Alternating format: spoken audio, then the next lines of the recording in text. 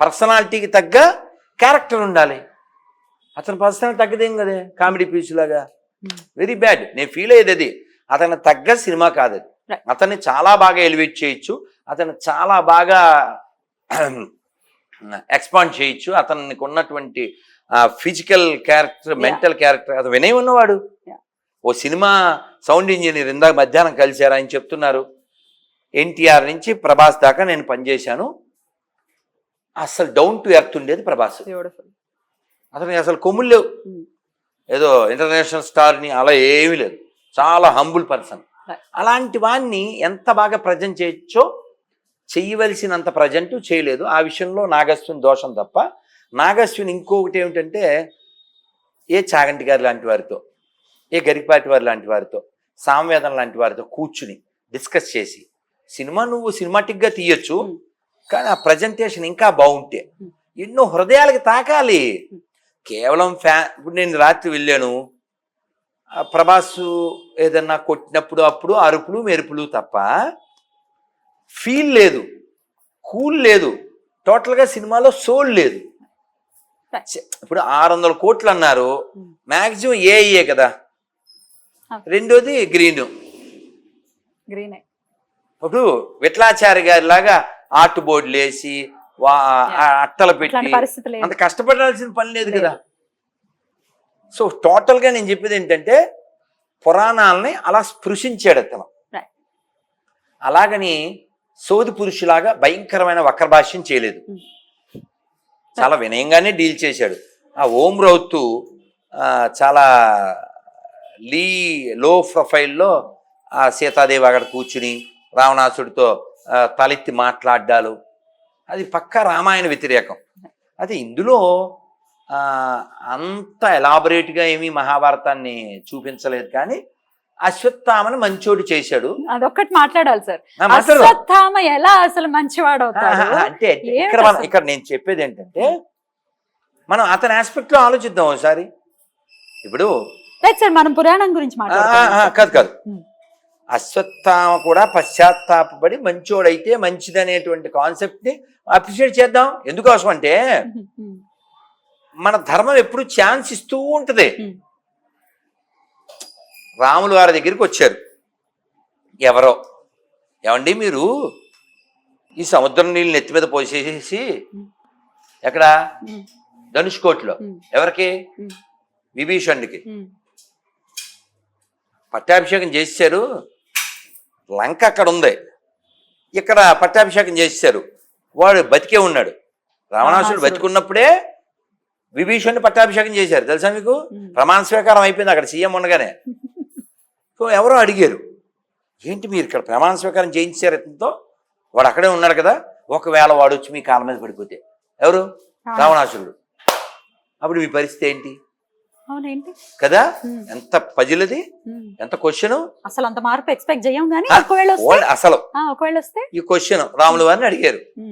రాముల వారు ఏమాత్రం తడబడకుండా, ఏం పర్వాలేదు వాడికి అయోధ్య ఇచ్చేస్తా, అది రాముడు. గట్టిగా చెప్పండి, జై శ్రీరామ్, జై శ్రీరామ్, జై శ్రీరామ్, జై శ్రీరామ్, జై శ్రీరామ్, జై శ్రీరామ్. అందుకు రాముడు, అది రాముడు, అలా దేవుడు అయ్యాడు. అద్భుతం సార్, అది రాముడు, అద్భుతం. ఇక్కడ విషయం ఏంటంటే, నాగశ్విను అశ్వత్థామ గురుపుత్రుడు. మనం క్యారెక్టర్ చూడొచ్చు, మా భాగవతంలో చూడొచ్చు, మహాభారతంలో చూడొచ్చు. చిన్నప్పటి నుంచి విన్నాం, భాగవతం చదివాం, చాగంటి గారి మాటలో వినొచ్చు, గరికపాటి వారి మాటలో వినొచ్చు, సామవేదం వారి మాటలో వినొచ్చు. అశ్వత్థామ అనేటువంటి వ్యక్తి శత్రుపక్షాన చేరి, వాళ్ళ నాన్న కూడా ఆ పక్షమే, కానీ ధర్మబుద్ధి కలిగి ఉన్నాడు. కానీ ఇంకా అదో నీచం. ఇతను బాగా లీస్ట్, ఇతను బాగా లీస్ట్. ఎంత లీస్ట్ అంటే, ఇతను మడుగులో ఉన్నాడు. నేను వెళ్ళాను కురుక్షేత్రం, ఆ మడుగులు, ఈ దుర్యోధనుని చంపిన మడుగు, ఆ మడుగు దగ్గరికి వెళ్ళి అతను నీళ్ళల్లో ఉంటే, చెప్పు రారాజా నన్ను ఏం చేయమంటావు నిన్ను సంతోషపెట్టడానికి అంటే, ఆ పాండవుల తలలు తీసుకొచ్చి నాకు అన్నాడు. వీడు స్వామి భక్తి అనే మూడు అశ్వత్థామది. వీడు వెళ్ళాడు, రాత్రి చీకట్లో ఉప పాండవుల 5 తలకాయలు నరికేసాడు, తెచ్చాడు. అప్పుడు దుర్యోధనుడు గడ్డి పెట్టాడు, నీకు తెలుసా? ఏమని? ఆ, ఎంత గుడ్డోడు ఏమిటిరా, ఎవరెవరో ఏంటో తెలుసుకోకుండా పడుకున్న వాళ్ళ తలలు తెంపడం ఏమిటిరా అని గడిపెట్టాడు. సరే అది పక్కన పెట్టేస్తే ఆల్రెడీ హీ డిడ్ మిస్టేక్ కదా. అధర్మం పక్షాన ఉండడం ఓ తప్పు, అధర్మంగా పిల్లల్ని చంపడం ఓ తప్పు. ఇది కాక ఉత్తర గర్భంలో శిశువు ఉంటే, అభిమన్యుడు పుత్రుడు. ఉత్తర గర్భంలో ఎవరు పరీక్షిత్తు ఉన్నాడు. పరీక్షిత్ అది అభిమన్యుడు కొడుకు కదా. ఉత్తర గర్భంలో పరీక్షిత్తు ఉంటే వీడు బ్రహ్మాస్త్రం వేసాడు. ఉపసంహారం కూడా తెలియదు. బ్రహ్మాస్త్రం వేసేస్తే ఆ పిల్ల పాపం పరిగెట్టి ఏదో తరుగుతుంది, కృష్ణ అని కృష్ణుడి దగ్గరికి వస్తే కృష్ణుడు రక్షించాడు. తర్వాత ఆ పిల్లవాడు పరీక్షిత్తాడు, లోకానికి భాగవతం వచ్చింది. ఈ అశ్వత్థామ చేసినటువంటి దుర్మార్గమైనటువంటి పని ఆ పిల్లవాడికి కష్టాన్ని ఇచ్చింది, ఆ తల్లికి కష్టం ఇచ్చింది. అక్కడ ద్రౌపదిని బాధ పెట్టాడు, తర్వాత ఉత్తరని బాధ పెట్టాడు. ఈ స్త్రీలను బాధ పెట్టిన బ్యాచ్ అందరూ సర్వనాశనం అయిపోయారు. మీరు చూసుకోండి, సీతాయాశ్చరితం మహత్ ఇది రామాయణం అన్నారు. రామాయణం రాముడి చరిత్ర నిజమే, కానీ వాల్మీకి ఏమని చెప్పారు? సీతాయాశ్చరితం మహత్ ఇది రామాయణం అన్నారు. ఇది రామాయణం సీత చరిత్ర అన్నారు. అలాగే మహాభారతం ఒక్క స్త్రీని అవమానించినందుకు ఇంత నాశనమై 100 మంది కౌరవులు నశించిపోయారు.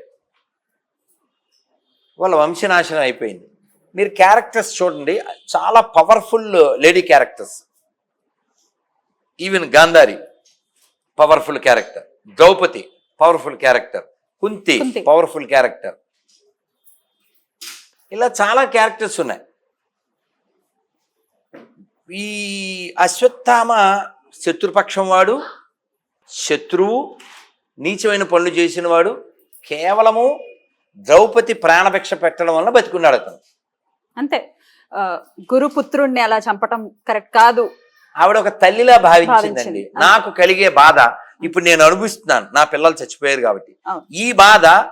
ఈ బాధ మా గురువుగారి భార్యకి కలగకూడదు. ఇప్పుడు వీడు మన దగ్గరికి వచ్చాడు, మీరు కట్టి అసలు చాగంటి గారు ఎంత బాగా చెప్తారు, పశువులా అంటే నేను చదివాను భాగవతంలో, పశువుని కట్టినట్టు కట్టి తీసుకొచ్చారు వాడిని అర్జునుడు భీముడు. అది డిస్కషన్ కూడా బాగుంటది, చాగంటి గారు బాగా చెప్తారు. ఏమిటి వేదవ డిస్కషన్, వేదం ఒక్క భీముడు అంటాడంట, ఒక్కడు కొడితే కొబ్బరికాయ బయలుదేరి పగిలిపోతాడు వీడు, ఈ డిస్కషన్ ఎందుకు, ఇది చంపేద్దాం, ముద్ద చేసేస్తాను ఇలా. భీముడు కోపం కదా, భీముడు అలా ఉంటాడు. సో కానీ కృష్ణ భగవాన్ చెప్తాడు, మరి ద్రౌపది అతను చంపొద్దంటుంది, చంపినా చావనట్టు చచ్చినా బతికినట్టు ఏదో చెయ్యాలి అని చెప్పి వాడికి విలువైంది మణి, ఆ మణి తీసేయమని చెప్తారు, ఆ తల చెక్క కోసేయమని చెప్పి. అయితే నాగశ్విని ఏం చేశాడంటే దాన్ని లాక్కొచ్చి, యాక్చువల్ కలియుగాంతం ఎప్పుడు 5000 సంవత్సరాలు తెలుసా అండి. కలియుగంలో నన్ను అల్లరి చేయకండి, 4,32,000 సంవత్సరాలకి ఇప్పటికి 5,000 అయింది. ఇంకా ఎంత ఉంది? 4,27,000 ఉంది. 4,27,000 సంవత్సరాలు ఉంది ఇంకా. సో దీన్ని 6,000 చేసి వీళ్ళ ఆలోచనలు జోడించి అశ్వత్థామలో కూడా మంచితనాన్ని తీసుకొచ్చి పోన్లే మనం అప్రిషియేట్ చేద్దాం, అంతవరకు రీమిక్స్లు చేయకూడదు. వాళ్ళు మంచోళ్ళు అయితే మంచిదే, రావణాసుడు మంచోడు అయిపోతే మంచిదే, దుర్యోధనుడు మంచోడు అయిపోతే మంచిదే, గొడవలే లేవుగా. గొడవలే లేవు. అయితే కృష్ణుడే పెకిలించే